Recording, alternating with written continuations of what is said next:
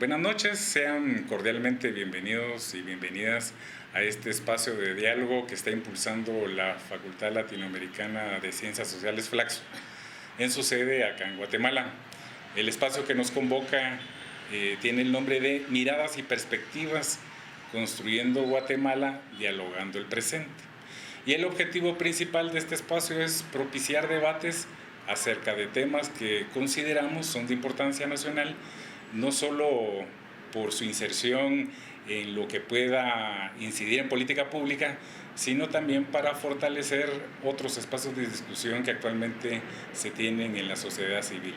Así que esperamos de que estos temas que a lo largo de estos meses vamos a ir tratando sea de interés. En Flaxo, Guatemala, fortalecemos las ciencias sociales del país.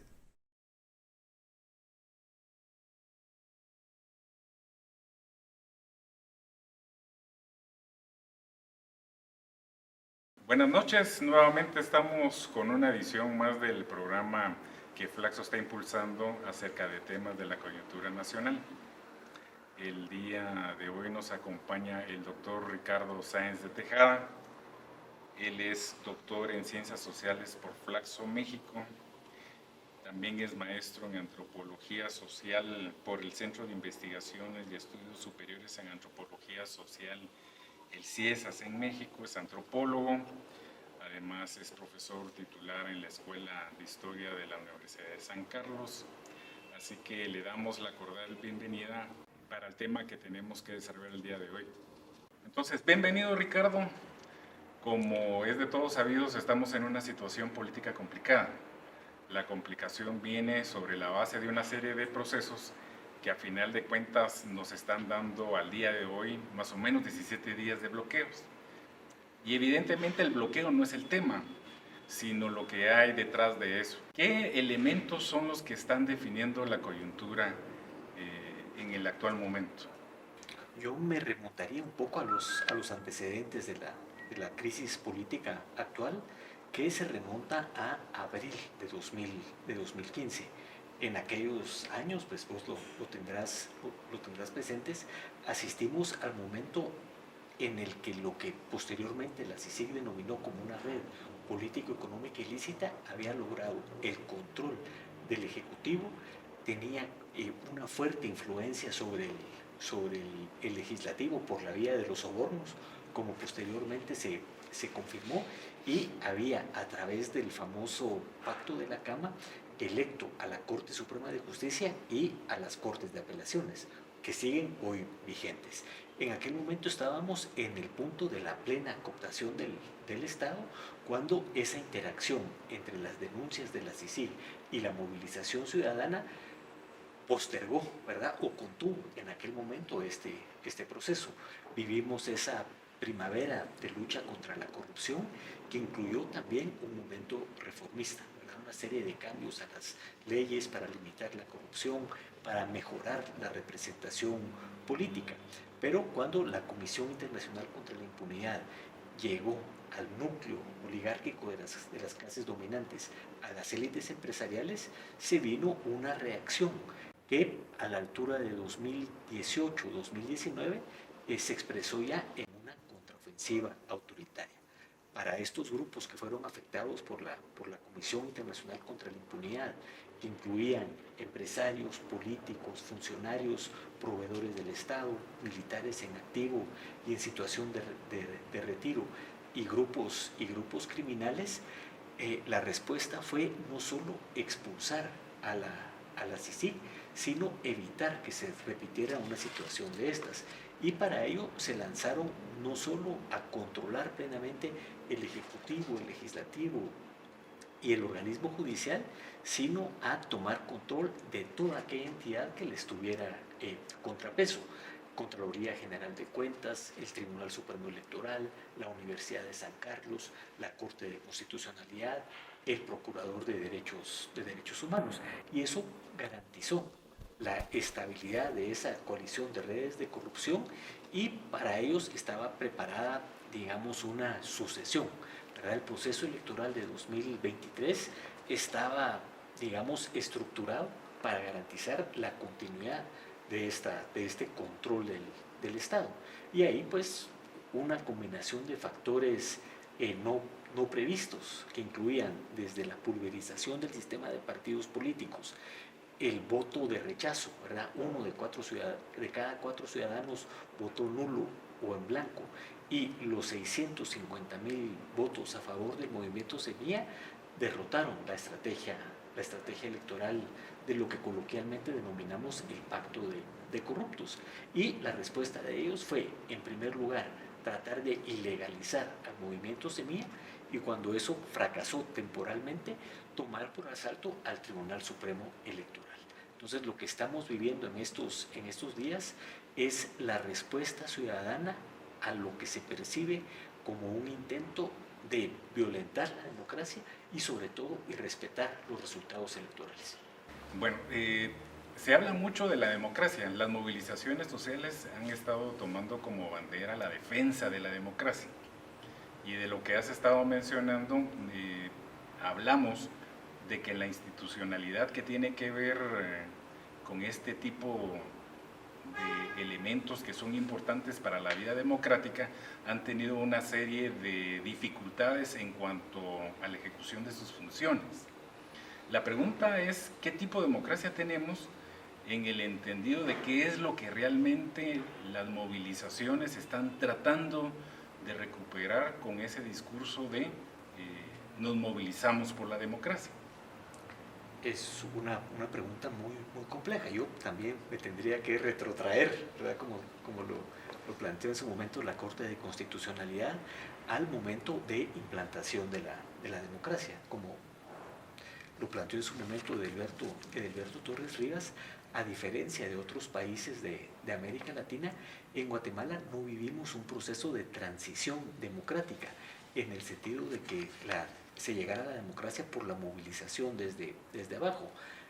La democracia fue implantada, ¿verdad?, por un pacto desde arriba, donde los militares que habían logrado neutralizar la ofensiva insurgente, los partidos políticos permitidos, las élites empresariales, con el apoyo del gobierno de los Estados Unidos, decidieron convocar a elecciones y entregar el poder a los civiles, con la condición de que se mantuviera la preeminencia del ejército en temas de seguridad nacional, que se mantuviera el statu quo económico y social, es decir, que no se modificaba ni la base tributaria ni el sistema de propiedad, que se excluyera, digamos, a la izquierda revolucionaria o a cualquier fuerza política que representara un desafío al statu quo, y se garantizara la impunidad.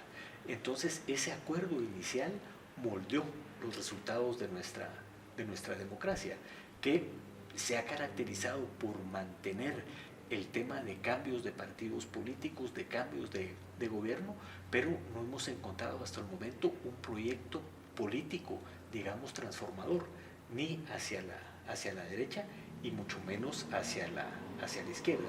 Es una democracia que no satisface a los ciudadanos, tanto por el proceso político como por los resultados sociales. Y de hecho las encuestas del Latinobarómetro y de la Universidad de Vanderbilt mostraban, ¿verdad?, ese poco respaldo a la democracia. Sin embargo, en estas circunstancias, lo que ha disparado la indignación ciudadana, el agravio, es el intento de no respetar los resultados electorales. Es decir, es la defensa del voto emitido por una mayoría de 2.4 millones de ciudadanos que en segunda vuelta votó por el doctor Bernardo Arévalo. Pero, digamos, esa defensa del voto también está implicando una defensa del orden democrático. Las movilizaciones en los últimos años han tenido una dimensión importante, no solo por la convocatoria, sino por el nivel de cómo se articula la gente en torno a la protesta social. Se habla mucho del 2015, y el 2015 las movilizaciones fueron anticorrupción, y había otro tipo de escenario, como por ejemplo el papel del gobierno norteamericano en cuanto a su definición de lo que en ese momento estaba pasando. De ahí las visitas que hubo a Guatemala antes de las protestas masivas que hubo, y la cuestión de que el discurso estaba relacionado muy a eso de la corrupción. En este gobierno hubo otra protesta en el 2020, ¿no? 21, en el cual el tema también era la corrupción, y ese tipo de movilización tuvo la dificultad de que al final de cuentas tuvieron procesos de represión. Y ahora tenemos una narrativa que evidentemente contiene el tema de la corrupción, pero también ahora se levanta la bandera de la defensa de la democracia, y más que todo por lo que estabas diciendo hace un momento, de la cuestión de defensa del voto. Ahora bien, en esos tres momentos históricos muy distintos, encontramos de que ahora hay expresiones muy diferentes a lo que han sido las otras protestas, las cuales es necesario poner en relieve. A tu criterio ¿qué de diferente tenemos ahora de las anteriores movilizaciones sociales que existían? Fue una movilización, digamos, muy horizontal, en la que irrumpe esa modalidad de participación y autoorganización que es el colectivo, y tuvo, digamos, como te indicaba, una concentración en los centros urbanos, en las plazas y los días sábados. Frente a los cambios en el sistema de justicia, la gran diferencia, que la podemos ver en su apogeo en estas jornadas, ha sido el liderazgo de las autoridades ancestrales de los pueblos indígenas, particularmente esta alianza en cuyo núcleo se encuentra la Junta Directiva de los 48 cantones de Totonicapán, la Alcaldía Indígena de Sololá y el Parlamento del pueblo Xinca. A esa alianza que se venía ya constituyendo desde 2015, ellos irrumpen para defender a la CICIG, participan en el proceso de reforma constitucional y después se retiran para no ser un obstáculo para lograr esas reformas. Han venido nucleando lo que algunos estudios antropológicos muestran ya como procesos de reconstitución de autoridades ancestrales. Además de estas que mencioné, que son las más consolidadas en muchos municipios, como vos mismo lo has estudiado, de Guatemala, se están reconstituyendo esas autoridades que desempeñan un papel en lo local, ¿verdad?, administrando justicia, gestionando territorio, pero que reciben un mandato de representación en el ámbito nacional.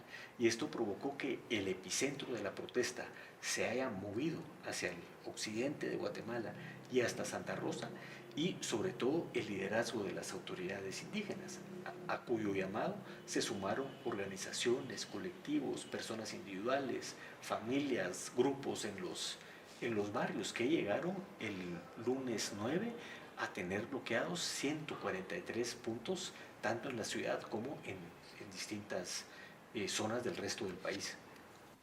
Y es importante eso del papel de los 48 cantones.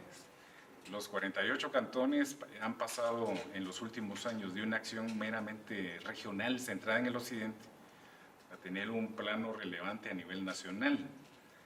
Y ese plano relevante tiene que ver con el hecho de que ha logrado legitimidad por parte de sectores urbanos, que muchas veces no tiene un conocimiento tan a detalle de cómo son las formas de organización social en el altiplano de Guatemala, pero que ahorita logran catalizar una serie de descontentos e inconformidades que la sociedad guatemalteca tiene. ¿Qué se puede derivar en función de que en la actual coyuntura son los pueblos indígenas quienes están abanderando la defensa de la democracia? ¿Hacia dónde nos perfila eso en el actual momento?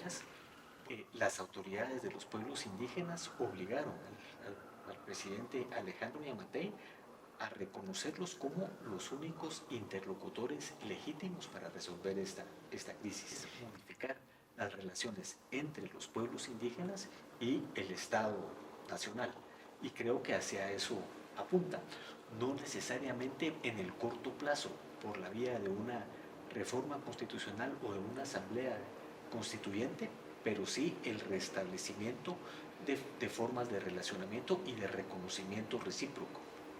Realmente es interesante el hecho de que, a diferencia del 2015, hay una serie de actores que en aquel entonces no tuvieron relevancia o la presencia que tienen ahora, como son digamos, la concurrencia de barrios y vecinos en las tomas.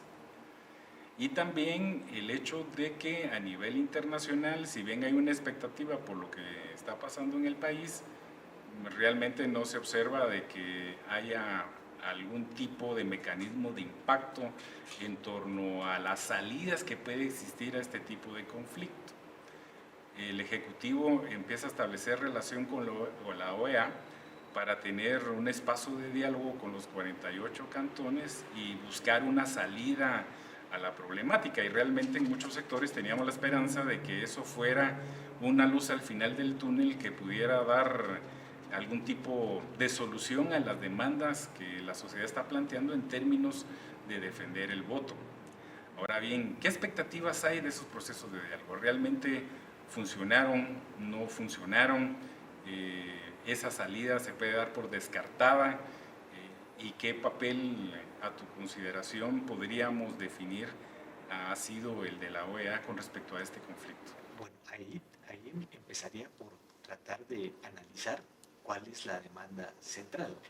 El agravio, probablemente el hecho que desencadenó las protestas fue el asalto al Tribunal Supremo Electoral y el hecho que físicamente se llevaron las actas que garantizaban, ¿verdad?, el voto de los ciudadanos para las autoridades indígenas y para amplios sectores de la sociedad. Quien está operando ese asalto a la democracia es la fiscal general y el fiscal especial contra la impunidad. Es por eso que la principal demanda es la exigencia de renuncia de estos dos personajes. Y ahí es donde encontramos, digamos, el impasse de la situación, porque estos dos personajes no operan de manera autónoma. Ellos tienen respaldos políticos de todas estas redes de corrupción cuyo modus operandi y cuya impunidad está en juego, y del mismo presidente de la República, que efectivamente él no puede destituir a la fiscal, pero sí puede pedir o exigir su renuncia, y se ha negado a esto, porque, digamos, esta operación de intentar descarrilar el proceso electoral responde a eso que coloquialmente denominamos pacto de corruptos y que lo lidera el presidente de Guatemala. La intención del presidente Yamatei fue invitar a la OEA, primero para aliviar un poco la tensión y después para descargar el desgaste en el presidente electo, ¿verdad? El planteamiento inicial de Yamatei era que el diálogo tenía que ser entre el presidente actual y el presidente electo, ignorando, digamos, el protagonismo, el liderazgo y la interlocución con las autoridades ancestrales. Tanto el presidente electo como las autoridades indígenas rechazaron esa fórmula y lograron sentarse en una mesa de diálogo autoridades ancestrales y presidente de la República. Y ahí pues no se tuvo, digamos, ninguna solución, lo que nos ratifica, digamos, que este asedio a la democracia proviene de la más alta instancia del Ejecutivo, que se ha negado, digamos, a tomar ninguna acción que garantice que los resultados electorales se van a respetar, que el presidente electo Bernardo Arévalo va a tomar posesión el 14 de enero y que el bloque legislativo del Movimiento Semilla va a poder ocupar sus posiciones en el Congreso de la República. El tema es que hay que buscarle salidas a la crisis, que hasta el momento no se ve ningún tipo de solución a la situación que estamos viviendo, y de ahí podemos intuir falta de propuesta o falta de voluntad política en el entendido de establecer un proceso de diálogo y negociación como para poder llegar a entendimientos. A tu criterio, ¿qué escenarios de salida en el actual momento podemos encontrar que no sea el recurrir a la violencia para realmente desbloquear el país, y que a final de cuentas sea una solución en la cual la sociedad guatemalteca pueda sentir de que realmente no solo sus demandas se pudieron haber satisfecho, sino que encuentran de que el proceso puede seguir su ruta con respecto a la transición entre un gobierno y otro? ahí como vos lo indicaste, el tema, digamos, de este repertorio de protesta que son las tomas carreteras tiene sus pros y sus contras, ¿verdad? En su momento, digamos, de apogeo lograron paralizar al país y crearon una situación en que empresarios, el mismo gobierno estaba interesado en desactivar, ¿verdad?, esa crisis. Conforme pasan los días, el movimiento se está debilitando y cada vez hay menos, digamos, interés en satisfacer sus demandas, porque lo ven como un adversario débil, ¿verdad? De ahí que es una situación muy difícil. Las autoridades indígenas vienen a Ciudad de Guatemala y movilizan a sus pueblos en sus territorios con el mandato de cumplir una demanda, que es la renuncia de estas autoridades. Volver a las localidades sin una victoria, por lo menos simbólica, puede significar una derrota y un debilitamiento de un liderazgo que va a ser muy importante en los próximos días. Yo considero que estarán trabajando los distintos actores involucrados en buscar una solución, en lograr garantías que terminen, digamos, este momento de protesta y establezcan, digamos, las condiciones para llegar al 14 de enero garantizando el cambio de gobierno y la misma gobernabilidad del país. Bueno, realmente se ve difícil entonces de que en el horizonte a corto plazo tengamos una solución a este tipo de problemáticas. Entonces, ese tipo de incertidumbre, ¿qué implicaciones puede tener? Dado que estamos ya cerca de finalizar el mes de octubre, tiempo en el cual, según el Tribunal Supremo Electoral, de acuerdo a lo que ellos han definido, se termina el tiempo de la temporalidad electoral. Y de ahí se viene el proceso ya de toma de posesión al 14, que dadas las circunstancias, el tiempo se ve muy lejos. Uno pudiera pensar de que el nivel de conflictividad puede tener otro tipo de connotaciones, pero evidentemente no va a ser un proceso que pudiéramos decir pudiera estar en las condiciones normales de la transición política que uno pudiera esperar en estas circunstancias. Estos 80 días al 14 de enero pues son un desafío para la sociedad guatemalteca. Y creo que es la primera vez en la historia reciente de Guatemala donde un presidente electo, entre el momento en que recibió las credenciales que lo oficializan y la toma de posesión, está sufriendo, digamos, ya un desgaste, tanto en términos de encuestas, ¿verdad?, de valoración positiva, como de ataques muy organizados en redes sociales, pero que están teniendo ya impacto en la ciudadanía. Entonces, de parte del movimiento Semilla y del presidente electo, se requiere también una acción que contenga el desgaste y lo posicione como el representante y el líder de la unidad nacional que es y debe ser. Por otro lado, toda esta energía social que se ha puesto en juego durante estos 15 días va a ser necesaria, como vos indicaste, después del 2 de noviembre, si es que el Tribunal Supremo Electoral no prolonga, ¿verdad?, como se ha insinuado, el proceso electoral hasta el 14 de enero, ¿verdad?, lo que significaría por lo menos blindar al partido Movimiento Semilla para que pueda llegar al 14 de enero. Y por el otro lado, mientras no se contenga la acción criminal, ¿verdad?, y violatoria de la Constitución del Ministerio Público, la democracia, la gobernabilidad y la estabilidad del país sigue en juego. En ese sentido, creo que todos los caminos conducen a la 11ª Avenida, ¿verdad? Es necesario que la Corte de Constitucionalidad asuma su responsabilidad, defienda la Constitución y haga cumplir la ley. Y por último, Ricardo, el tema del papel del acompañamiento internacional.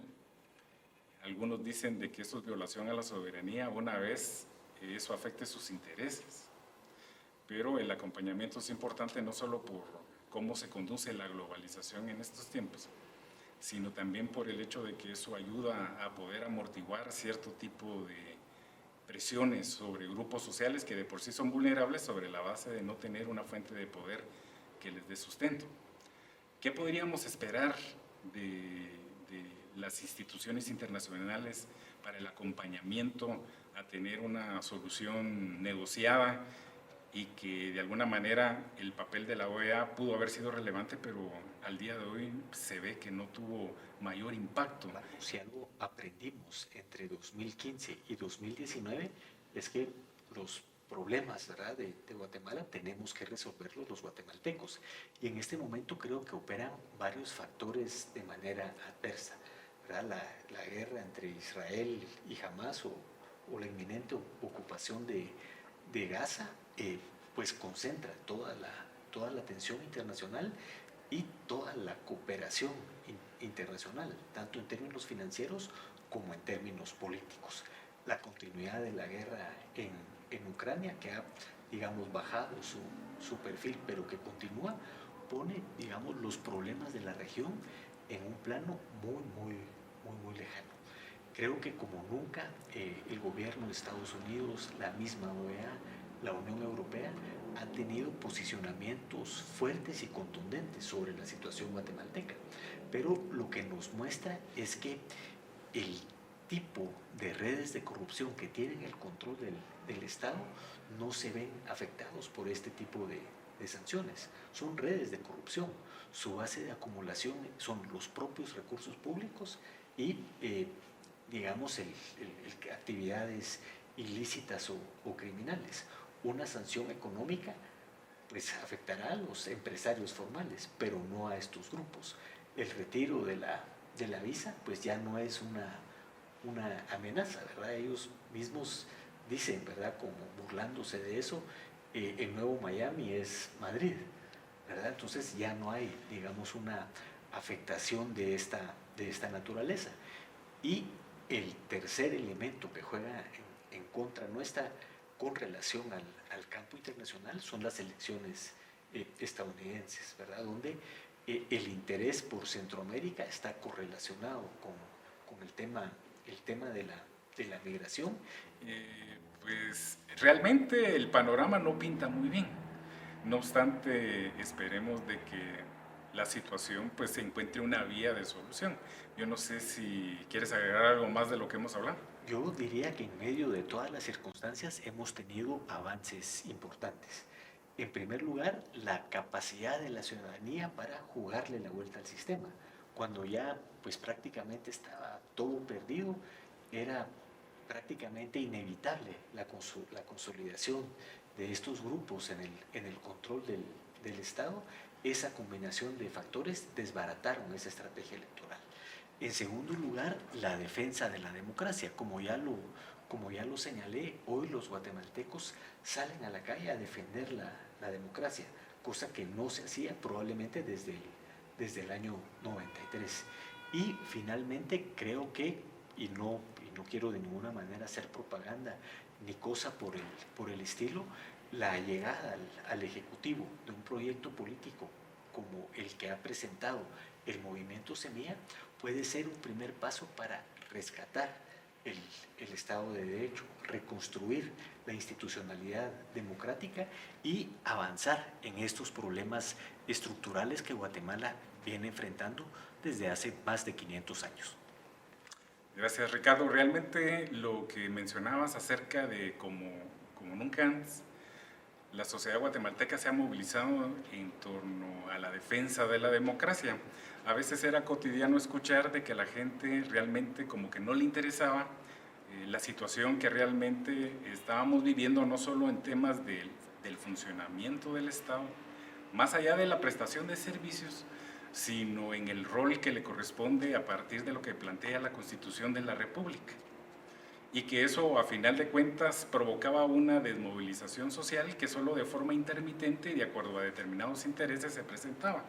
En cambio, ahora vemos realmente el hartazgo y estamos viendo de forma muy expresiva que la sociedad está pidiendo un cambio. Y no lo está pidiendo para después, lo está pidiendo ahora. y está entendiendo de que no son cambios de corto plazo, sino son procesos de largo plazo, situación que nunca antes se había presentado. Así que te agradecemos, Ricardo, el haber estado con nosotros el día de hoy, y queremos agradecer a quienes nos están viendo y escuchando por el programa que les presentamos el día de hoy, en esta secuencia que Flaxo está sacando sobre temas de coyuntura que vamos considerando relevantes para apoyar el debate nacional.